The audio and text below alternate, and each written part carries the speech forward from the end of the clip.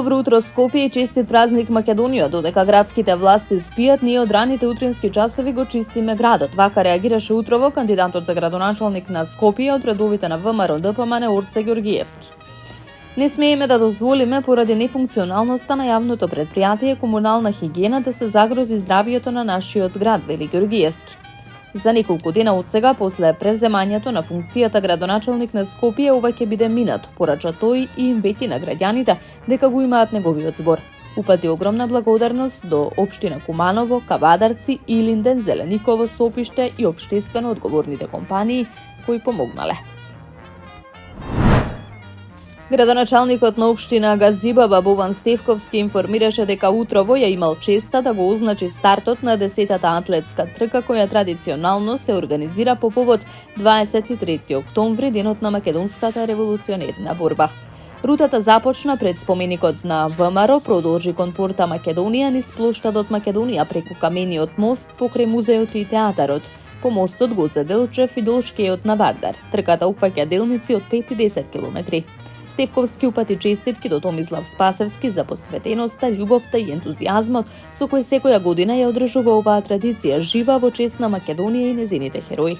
Спортот обединува, инспирира и гради заедништво. Тој не учи на дисциплина, истрајност и фејрплеј, вредности што се темел на здраво и успешно општество, посочи Стефковски во својата објава на социјалните мрежи. Градоначалникот на општина Центар Горан Герасимовски денеска одржа состанок со штабот за заштита и спасување на кој се донесоа итни одлуки за справување со кризата со сметот во Центар, соопшти преслужбата на општина Центар. Герасимовски потенцира дека се прави мобилизација на сите служби и ресурси на општината и на паркинзи на општина Центар. Од денес сите вработени во општина Центар и во јавното предпријатие паркинзи на општина Центар добиваат конкретни задачи за решавање на оваа криза.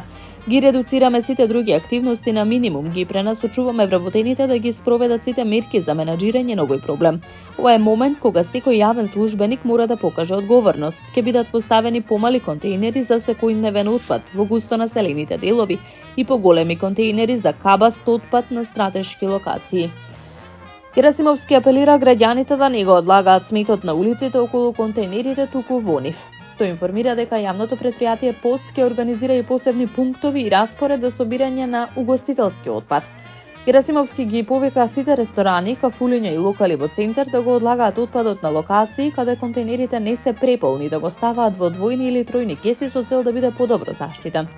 Тој испрати отворен повик до сите компании да помогнат со механизација, камиони и логистика, посочувајќи дека ова е момент кога треба да покажеме општествена одговорност и солидарност.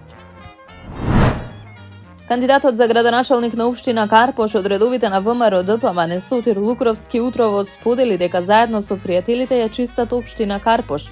Честит празник Македонија, заедно со пријателите ја чистевме нашата општина Карпош, затоа што љубовта кон татковината се покажува со дело, истакна Лукровски. Тој упати голема благодарност до кандидатот за градоначалник на Скопје Орце Ѓоргиевски и градоначалникот на Кавадарци Митко Јанчев за поддршката во чистењето на мини депониите. За чист Карпош, за нова енергија и ново време за Македонија, порача Лукровски.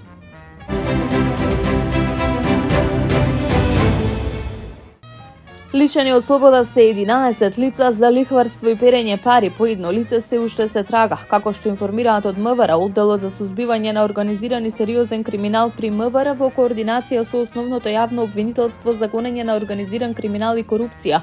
По обезбедени наредби од Основниот кривичен суд Скопје извршил претреси на повеќе локации низ град Скопје, при што лишени од слобода се 11 лица поради основано сомневање за сторени кривични дела лихварство и перење пари и други приноси од казни во дело.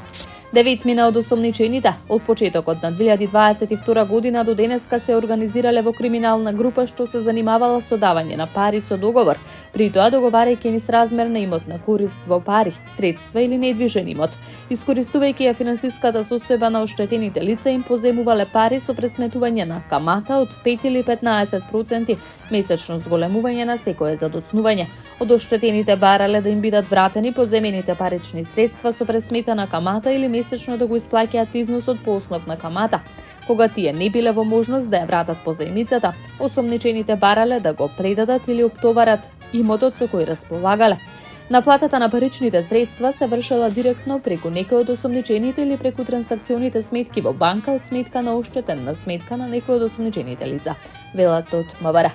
Паричните средства кои во несразмерен износ ги враќале оштетените се внесувале на сметките на осомничените во банка или во СЕФ, пошто несразмерната имотна корист на различни начини ја внесувале во легални финансиски текови, односно постои основа на сомневање дека во истиот период 12 мината осомничени и едно осомничено правно лице, како организирана криминална група за перење на пари, се стекнале со противправна имотна корист изразена во парични средства од 125.033.527 денари, прибавена со кривичното дело лихварство.